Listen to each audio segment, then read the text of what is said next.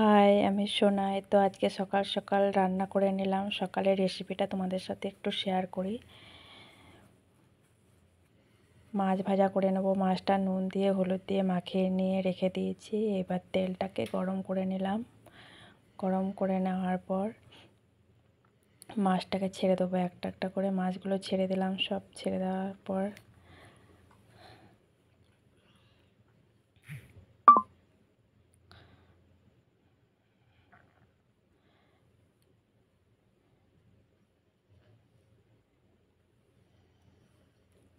আর ওইদিকে পাশে হাঁড়িতে দেখতে পাচ্ছি ওটা ডাল হচ্ছে। দেখো ডাল হয়ে গেছে। লাউ দিয়ে ডাল করেছি। লাউ শাক বাটা করব, সিদ্ধ করে রেখেছি।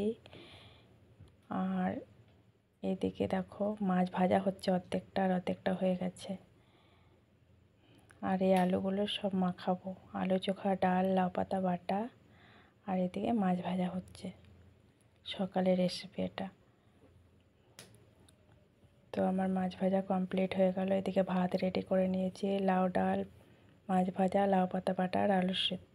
সকালের ভাতের মেনু এটা। ভালো লাগলে চ্যানেলটাকে সাবস্ক্রাইব করে পাশে